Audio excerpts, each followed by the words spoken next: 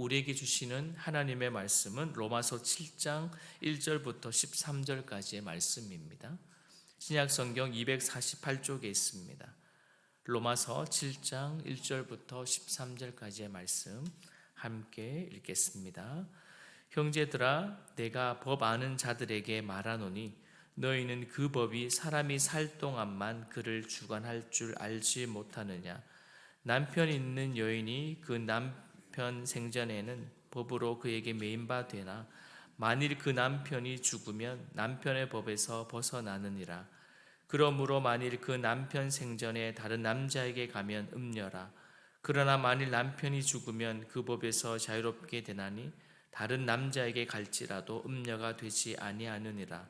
그러므로 내 형제들아, 너희도 그리스도의 몸으로 말미암아 율법에 대하여 죽임을 당하였으니 이는 다른 이 곧 죽은 자 가운데서 살아나신 이에게 가서 우리가 하나님을 위하여 열매를 맺게 하려 함이라.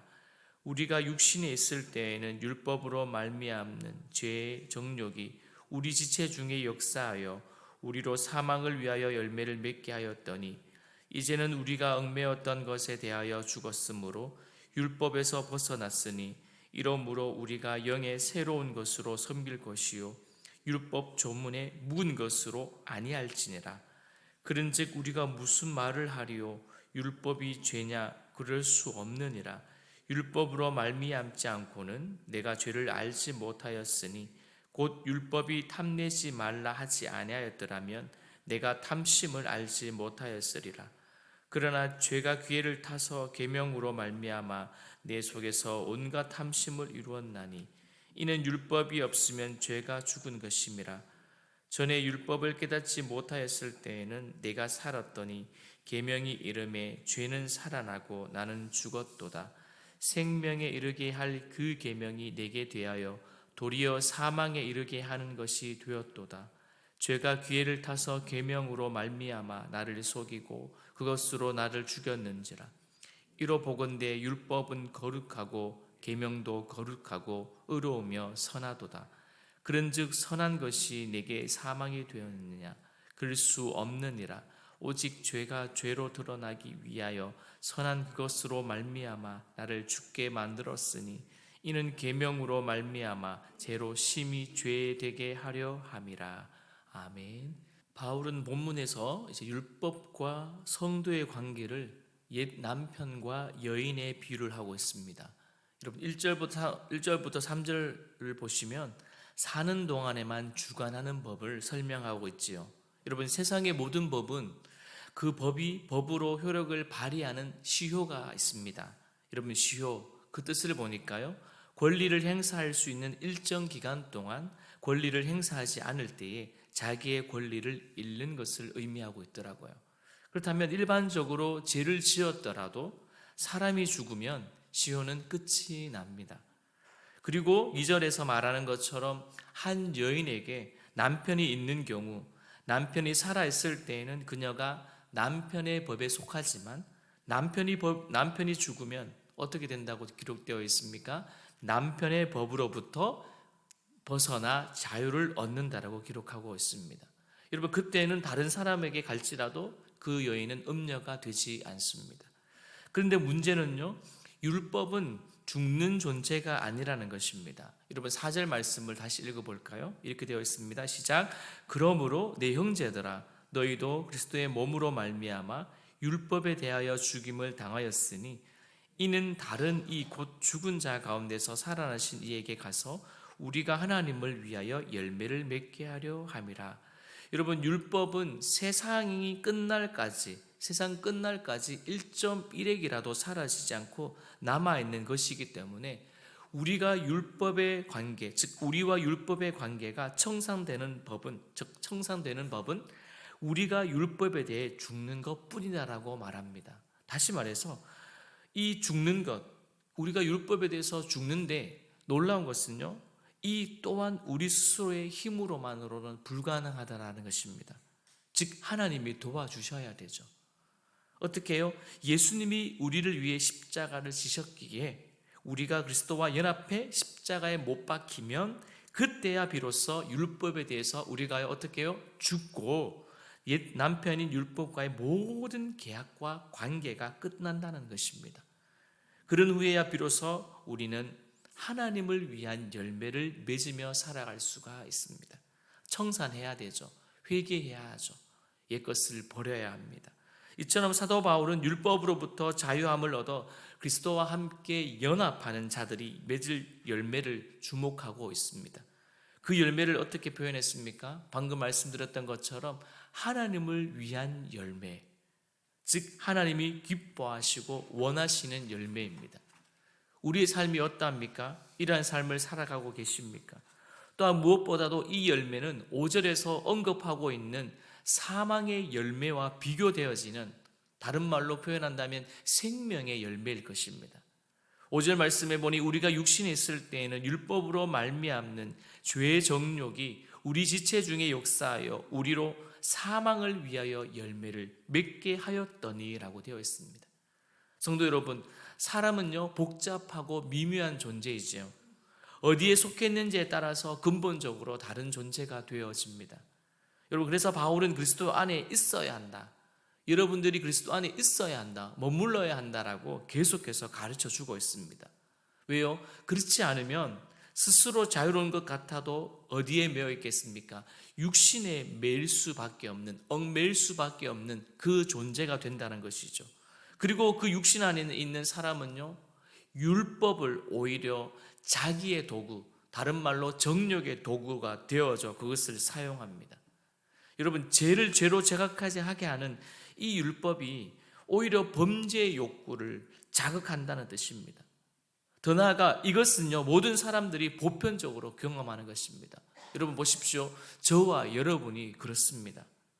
사람의 정체성이 어디에 속했는지에 따라서 결정되는데, 그래서 바울은 사람이라면 반드시 둘 중에 하나에 속해야 된다. 즉 육신에 속하든 아니면 예수님 안에 속하든 그 둘 중에 하나는 속하게 되어 있다라고 말합니다. 그래서 무조건적으로 우리는 그리스도 안에 머물러 있어야 합니다. 할렐루야. 여러분, 육신이 아니면 예수님 안에 속해야 된다는 것이죠. 그래서 우리는 무조건 예수님 안에 머물려면 그 안에서 우리는 진정한 자유를 누릴 수가 있습니다. 그래서 이제는 7절과 8절이 우리에게 그렇다면 율법의 기능이 무엇인지에 대해서 말해줍니다. 여러분, 율법으로부터 벗어나는 것이 필요하지만 율법이 죄는 아니다라고 말하죠. 여러분, 율법은요 하나님이 누구에게 먼저 주셨습니까? 모세를 통해서 주셨습니다. 그리고 모세를 통해서 주신 이 율법은 우리에게 어떠한 법입니까? 하나님의 법입니다. 지켜야 되는 법입니다. 그래서 우리는 율법을 통해서 또한 죄를 깨달을 수가 있습니다. 여러분, 율법이 있기 전에 우리는요 죄가 죄인지를 모르고 살았습니다. 그런데 율법을 알고 난 후에는 죄를 죄로 여기며 살아가지요. 죄가 기회를 타서 계명으로 말미암아 내 속에서 온갖 탐심이 이루었나니 이는 율법이 없으면 죄가 죽은 것임이니라. 여러분, 문제는요 사람이 율법을 온전히 지킬 수 없다는 것입니다. 여러분 잘 알다시피 하라, 하지 마라, 그 율법이 얼마나 많습니까? 여러분, 특별히 십계명도 우리가 지키지 못하고 살아갈 때도 있지 않습니까? 여러분, 생명에 이르게 하는 이 계명을 깨달으면요 우리가 알게 되면 오늘 바울은 이어서 이렇게 설명합니다. 나는 죽을 존재라는 것을 알게 된다라고요. 성도 여러분, 계명을 지키는 것으로 우리에게 있는 그 생명, 다른 말로 그 천국을 담보되지 않습니다. 나는 계명을 다 지켰어, 난 율법을 다 지켰어. 여러분, 죄에는 하나님의 계명마저도 악용하게 만드는 능력이 있기 때문에 계명을 통하여 우리는 우리 내면에 숨어있는 역사하는 그 죄의 실체를 마주하게 되고, 그 마주할 때 우리는 결단하고 결심하고 죄와 싸워 피 흘리기까지 싸워 이겨야 되는 것이 우리이다는 것입니다. 여러분, 겉으로 보기에는요 걸싸해 보이는 죄들이 우리 안에서 어떻게 역사하고 우리를 죽음에 이르게 하는지를 우리는 알아야 할 것입니다. 그래서 바울은 13절을 통해서 우리에게 알려주고 있지요. 우리 13절 말씀을 같이 읽습니다. 시작. 그런즉 선한 것이 내게 사망이 되었느냐? 그럴 수 없느니라. 오직 죄가 죄로 드러나기 위하여 선한 그것으로 말미암아 나를 죽게 만들었으니 이는 계명으로 말미암아 죄로 심히 죄되게 하려 함이라. 아멘. 여러분, 어떠한 죄들은요 우리의 생각과 마음에 너무나 밀접하게 달라붙어 있어서 어떤 것이 하나님의 뜻이고 어떤 것이 내 생각이요 내 욕심인지를 구분하지 못하게 만들 때가 있습니다. 그럴 때 생명과 사망을 구분하는 이 둘 사이를 우리는 어떻게 분별해야 되겠습니까? 기도 중에 분별해야 할 것입니다. 하나님의 말씀을 또한 깊이 묵상하며 우리 안에 은밀히 도사리고 있는 이 죄의 실체를 우리는 분별하며 살아야 될 것입니다. 우리가 의의 병기로 살아야죠. 죄의 병기가 아니라, 불의의 병기가 아니라 의의 병기로 살기 위해서 오늘 하루도 말씀과 기도로 우리를 죽음으로 이끄는 그 죄를 이겨내는 저와 여러분이 되어지기를 주님의 이름으로 축원드립니다. 아멘. 우리 함께 기도하기를 원하는데요, 나 자신이 하나님의 말씀을 상고하고 그 말씀을 통하여 분별과 지혜를 가져 하나님을 위한 열매 맺는 삶이 되게 하여 주옵소서. 이 하루가 그러한 하루 되게 하여 주옵소서. 우리 함께 기도하며 나갑니다. 하나님 아버지, 감사합니다. 주님, 우리에게 하나님의 말씀을 읽을 수 있고 또한 그 읽은 말씀을 통하여 깨달을 수 있는 은혜를 주셔서 감사합니다. 특별히 바울은 율법을 우리에게 알려주고 있습니다. 율법을 또 설명하기 위하여서 오늘도 아버지 하나님, 남편과 아내에 대한 부분을 언급하고 또한 아버지 하나님 율법을 알려주기 위해서 우리에게 하나님 여러 가지의 기능과 또한 율법의 어떠한 부분인지를 우리에게 가르쳐주고 있습니다.